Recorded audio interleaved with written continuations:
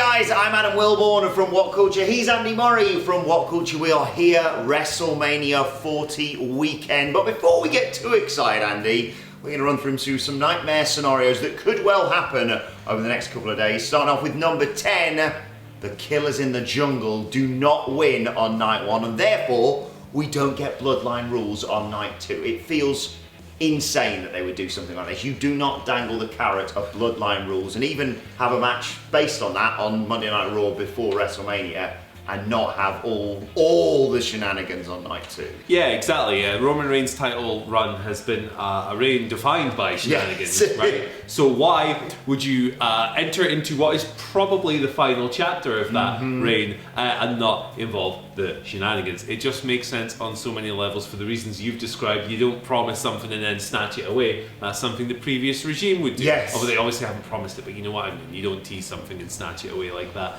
Also, it would just be a lot less fun, to be honest. Obviously, we saw Roman versus Cody last year, and I thought it was an incredible match up until the finish. Veering on being like one of the most impressive WWE headliner stadium matches ever, until obviously this guy showed up. But you're dead right.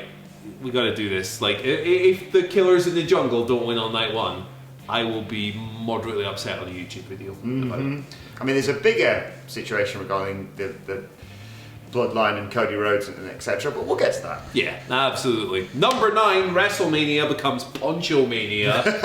You never know with that pesky weather. This entry obviously has nothing to do with wrestling, but we saw it with Samoa Joe obviously in Tampa a few years ago. The weather here in Philadelphia has been mighty weird since we arrived. We arrived in the middle of a horrible rainstorm. This morning there was an earthquake, which isn't weather, I know, but gee whiz, that was weird. We were sitting on the couch, we thought it was just the washing machine downstairs or something like that. So look, these things can be a pain in the ass. Nobody wants to be sitting in their seat in the stadium waiting 2 hours for the rain to subside like it did in Tampa. Obviously, Florida is more volatile weather-wise than Pennsylvania, but it's a factor. It's a wide open stadium. We've driven past it. You've seen it with all the overhead shots. You know, and weather's unpredictable. Like you say, we've had a torrential downpour. We've had an earthquake. Rule of 3. Place your bets in the comment section. What's the other weather event we're going to get this weekend? But yes, fingers crossed it is. I mean, I don't mind it being cold. That's, you know, that is what it is. But anything else, and that might slightly overshadow the event. Yeah, absolutely. I don't want to sit there and get soaked, basically. So, and neither should you. Let's move on to the 8th nightmare that could happen, or 3rd, I suppose, but we're going backwards. And that is, of course, Bianca Belair, Jade Cargill and Naomi can't coexist. God forbid, how many times is WWE going to do this storyline? But particularly with that 3-on-3 match, it makes no sense whatsoever. I'd say it's probably one of the most nailed-on results of the weekend. Yeah. You know, you've got Damage Control, you've got the Io Sky match with Bayley, where it feels like she's going to drop the title there, and the rest of Damage Control, who are the tag team champions, so this could set up a tag team title match as well down the road.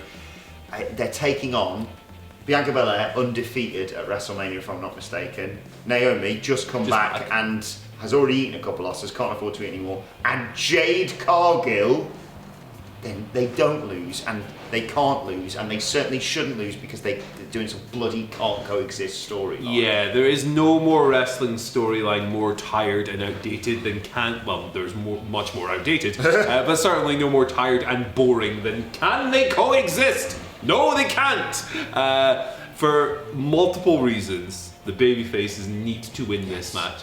You could make the argument that Damage Control are the more established team, so that in logic, the more established team should beat the thrown together all-star group. Definitely not in this scenario. It's cut and dry, it's clear, it's simple, it's easy. As long as Triple H doesn't wake up with a Vince McMahon booking brain, I think we will be totally fine. Yes. But you never can tell. Don't get me wrong, I want to see, Jade Cargill, Bianca Belair down the line, but not off the back of it. Not yet, not yet. This is not the time. Number 7, night 2 flops again. Not that night 2 last year was completely horrendous or whatever. There were obviously highlights on that lineup, but the theme for the past few years has been night 1 has been absolutely killer, and night 2 has been Pretty good. Pretty good. It's kind of disappointing in a way because you want to peak last, right? You want to build up and up and up and up to the almighty moment at the end of the show. Night 2 is the second part, all of that stuff. You want the second part to be at least as compelling as the first.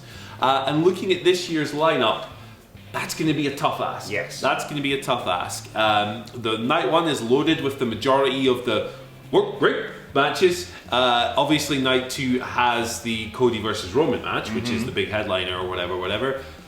But night 1 has The Rock, so it's a difficult one. The people who are on night 2 are going to have to work their asses off, I think, to match night 1's quality. Speaking of people who are on night 2, I think. No? Bailey and Io, that's night 2, isn't it? It's Rhea and Becky, I believe, is night 1, and Bailey, I may have got this wrong, but yeah, one of the big things, another nightmare that could come true, is Bailey and Io just gets a bit undermined. It already kind of has been. Obviously, Bailey wins the Royal Rumble, she calls a shot against Io Sky, but unfortunately, she's not going to get a main event out of WrestleMania because The Rock's here, basically, and that's kind of understandable. Having said that, fans were like, okay, fair enough, we don't get the main event, but you're not even featuring her. Like, she was, had the big WrestleMania Las Vegas press conference thing, and you used that to push a match that hadn't been set yet in Becky and Rhea, and you had Bianca Belair out there, but no Bailey, no Women's Royal Rumble winner. So then it got sort of more sidelined. My concern now is they just hoy it out there. I'd probably have it open if I was booking night 2 because it's to make it feel like a big thing. And the concern is that it's just like, hoy it on after, Logan Paul's done something mad, and it's just sort of there. Yeah. And they deserve so much better than that. I believe Paramore's not going to be involved with Bailey's entrance. Bailey's just tweeted that, yeah. She's just tweeted that. But nevertheless, a Bailey title, and it's still going to be big if they book it the right way. Yeah, for sure. There is a danger of this match kind of falling by the wayside for the reasons you've described, and that would be a shame because really, if you consider the start of this whole thing, the damage control formation and all of that, it's a 2-year long storyline, effectively. When you put a group like this together, the expectation is that it will eventually lead to a big blow-off match, and that's exactly what this is. It's a cornerstone of the Women's Revolution, a cornerstone of the 4 Horsewomen. Well, I guess they're all cornerstones because you need 4 corners to make a foundation, and there's 4 of them, so quick maths. But yeah, you know what I'm trying to say there. Yeah. She's an establishment figure. She's a vanguard figure, Bailey. A legacy figure at this point in WWE, going up against Io Sky, who is just simply one of the best wrestlers in the world right now, and has been for a good many years. So it's a big match. It should feel like a big match. Is it going to on the night? I don't think that's guaranteed. Need the Bailey buddies. We do need the Bailey buddies. We don't need some scamp taking an axe to them either. That'd be mean. Number 5, Jimmy versus Jey is kind of bad. That's the entry. Again, this is another one that has been building for the best part of forever. Yeah. I mean, really, you could go all the way back to their nascent run as a tag team years and years ago. But a lot of anticipation behind this one, maybe about 6 or 7 months ago, whenever they did the big split. Yes. It was like, okay, they're going to fight at WrestleMania. How are they going to keep it hot until WrestleMania? The answer was put them on completely different shows and have them play completely different roles, and it's worked really well. Jimmy found his voice after a month or 2 as just a little scamp of the bloodline, a little annoying scamp, whereas Jey is over huge as a single star. He's become one of the ultimate vibes guys in WWE, and he's done tremendous stuff. Yep. But the thing is with all of this, that interaction in the Royal Rumble wasn't very good. And there's no guarantee that 2 guys who obviously have incredible chemistry as partners and literal brothers will have the same when he gets to the ring. So I'm not going to lie, I'm a little worried about this one. I think that's fair, and I think you're right. Yeah, people were underwhelmed by their Royal Rumble interaction. I have faith that they can pull this out of the bag, obviously. Jimmy can't be the preposterous figure he has been in the bloodline for this match. This is a blood feud. Jimmy has cost Jey how many title opportunities over the last few months? So they're brothers. It's one of those ones where it's often people say it's easier to fight someone you're well acquainted with because you can kind of lay it in, and that's what they're going to need to do basically. yeah, I hope that this isn't the case. Again, this is nightmares that could happen, not that we want to happen, or we think are even going to happen. There's one later on the list that I kind of want to happen. Okay, fair enough. but yeah, I think, and this is a card with a lot of animosity on it. Even, you know, your LA Knights, AJ Styles, they're brawling at WWE World or whatever. They had a shoot fight to WWE World. So, you know, you've got a lot of matches to be compared to, but I think they'll be fine. I hope they are. Yeah. Number 4, Damian Priest cashes in. My word, has there been a great deal of fantasy booking around this over the last... That's why the TV changed, by the way. Purple, Damian Priest Judgment Day. Yeah. Pros. I suppose another nightmare come true. Technical difficulties, you know? But yes, there's been a lot of speculation about Damian Priest and a lot of fantasy booking around it. And for me, the easiest and best thing to do is have Damian Priest not be involved in any cash-in across WrestleMania week. I'm including the SmackDown before WrestleMania and the Raw after WrestleMania in all of that, because you've got time. You've got till the beginning of July for him to use that briefcase. So the pressure isn't as on as people will assume it is. And you don't want to muddy the waters of either world title story, and you certainly don't want him using it to, I don't know, get Rhea Ripley another title shot or win back the tag titles 2 seconds after the Awesome Truth had grabbed it. Yeah. You don't need him involved in Drew and Seth, because that's a better story, and I think Drew needs to win the world title there. And by God, nowhere near Cody versus Roman. Me and Andy want Cody and Roman to be the most overbooked, shenanigan-filled main event you've ever seen. But not the briefcase, Andy. No, absolutely. Damian Priest, in a good many ways, has become something of a forgotten man in WWE in terms of where he was like last May, June, July to today. The drop off in, like, I would say, levels of care from the fans and investment has been quite sharp. Because people were a little bit annoyed it wasn't LA Knight, but they were like, I don't mind because it's Damian Priest. Yeah, exactly. Because like the Bad Bunny match was phenomenal. Like a massive over delivery for a celebrity match. Should we even call it over delivery at this stage when celebrity matches are always good?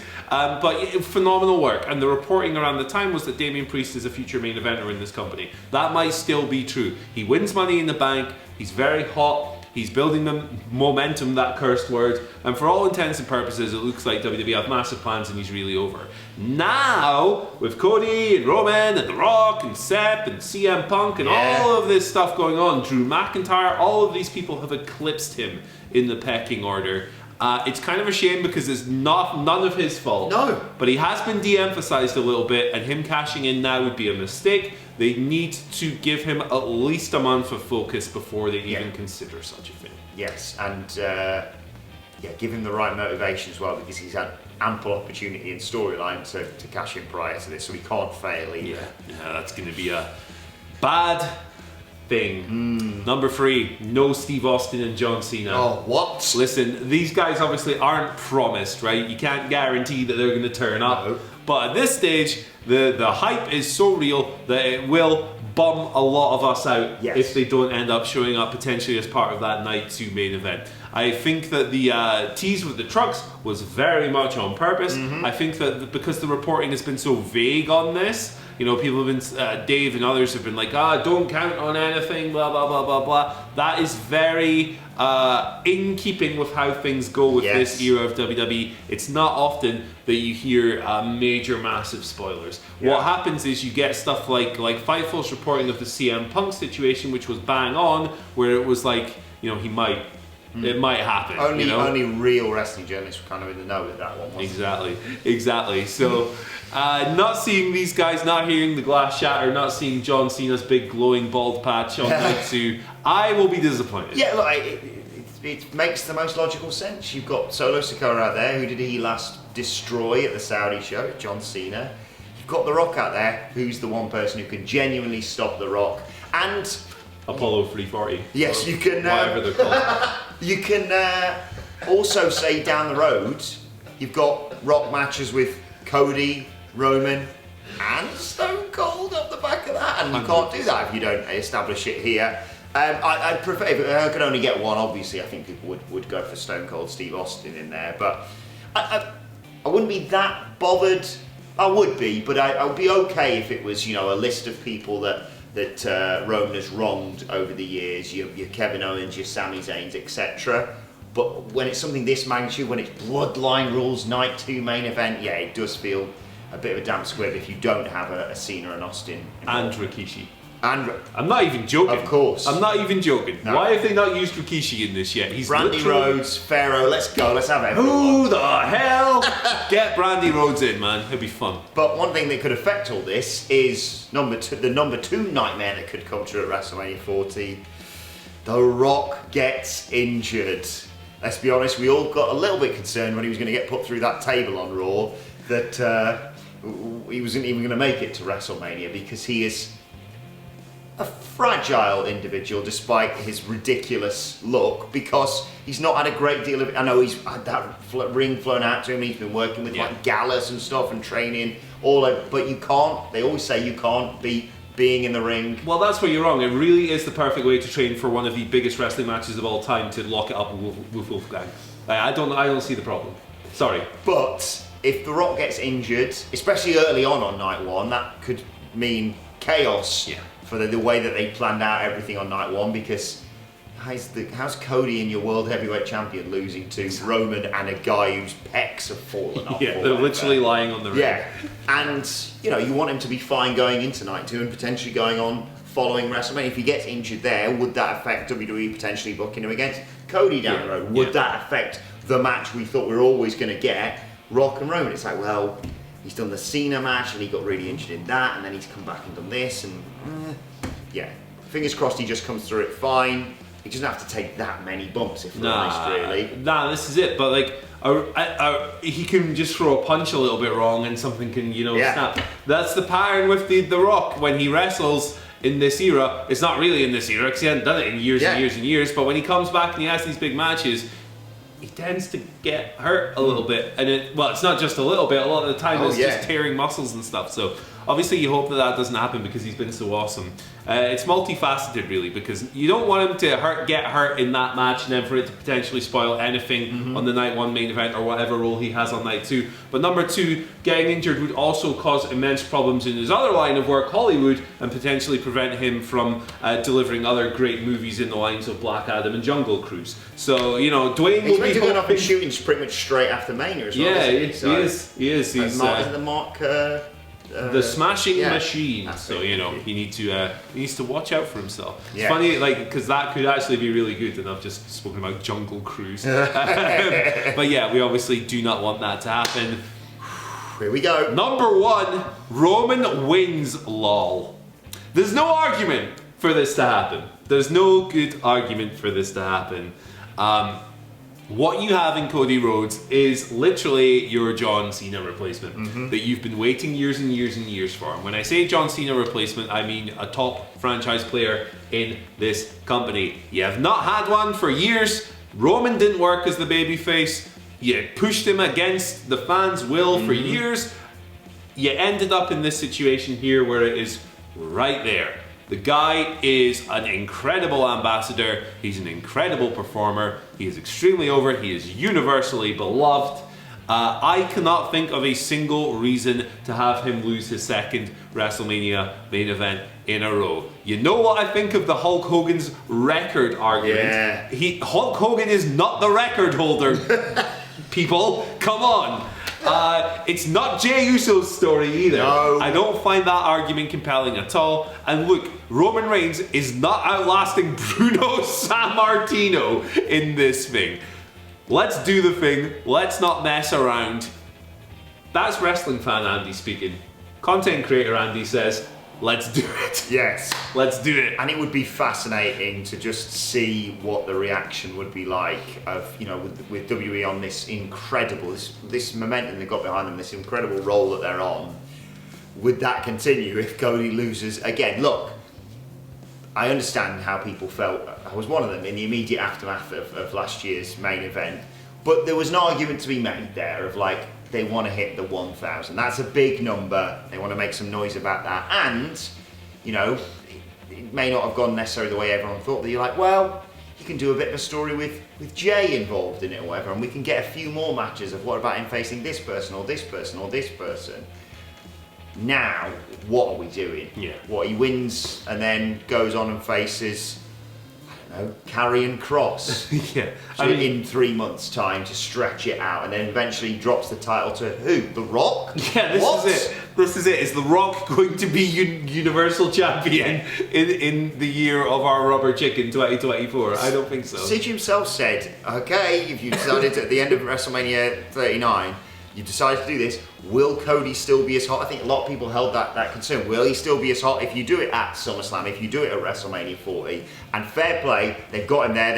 They've done some really interesting different trajectories of like the trilogy with Brock or winning the tag titles with Jey. But it eventually all came back to winning the Royal Rumble, and he's won 2 Royal Rumbles now. He can't twice call a shot and then lose. It's game over for I mean, the momentum the WWE's got right now, the feeling towards Cody could change. Yeah. Like, it feels like fans were willing him to get over the line last year. Nobody likes a loser. No. Nobody likes a loser, and that's what he'll be if he jobs out twice. Despite, you could pile all the shenanigans you want on it. It doesn't matter. He has to win. He has to finish the story. Even if you do Damian Priest cashing in on Monday night, just have him win, and then at least we'll always have that. Don't mess around. In the words of God's Hate, finish the job. Maybe not the next line in that song. That would be a bit violent for WWE television in particular. But hey, let us know what you think down in the comments below. What nightmares do you think could come true tonight and tomorrow night? What's your favourite rubber chicken recipe? Let us know down there as well. Once you've done that, please check out this lovely video floating around right here. It's 40 WrestleMania facts from 40 years of the show. See ya. Enjoy WrestleMania. Peace. Yep.